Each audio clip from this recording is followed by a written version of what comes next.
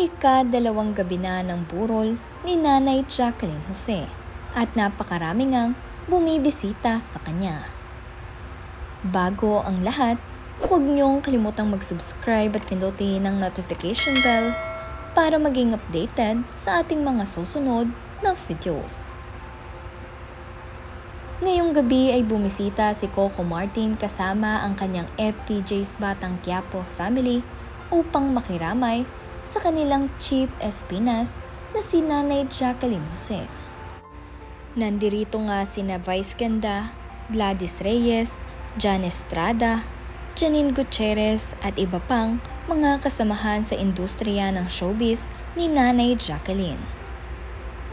Sa ikalawang gabi nga ay nandirito pa din itong si Jake Ejercito na nakaalalay sa tabi ni Andy Eigenman at ng kanyang anak na si Ellie. Gayon din nga itong si Gabby na inaalalayan ang kanyang kapatid na si Andy. Si Isa Calzado nga din ay bumisita ngayong gabi.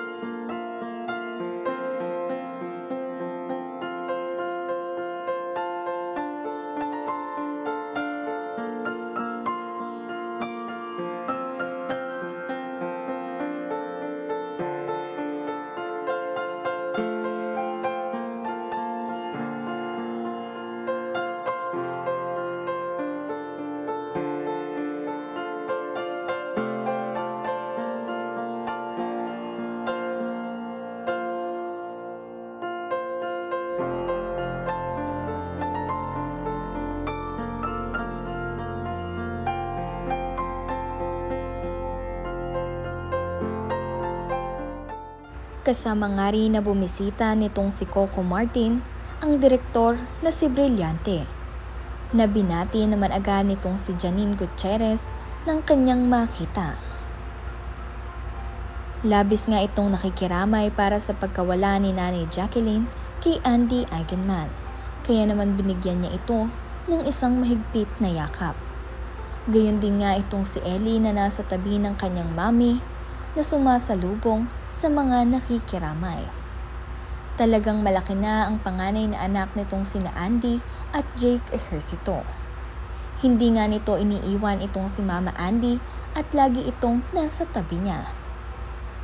Kailangan nga kasi siya ngayon itong si Mama Andy, ngayong ito ay labis na nalulungkot sa pagkawala ng kanilang Nanay Jacqueline.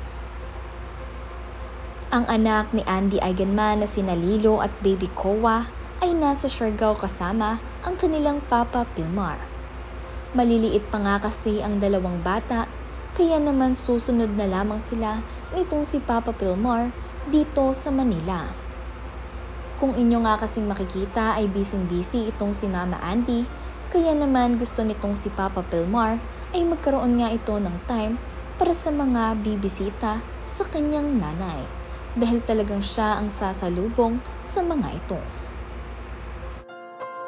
Ibinahagi naman nga ni Noel Ferrell na dito sa Arlington nakaburol ang labi nitong si Nanay Jacqueline. Kaya naman sa mga nagnanais bumisita ay pwede nyo itong puntahan. Para naman sa visitation hours, ito ay hanggang 12 to 11 p.m. lamang.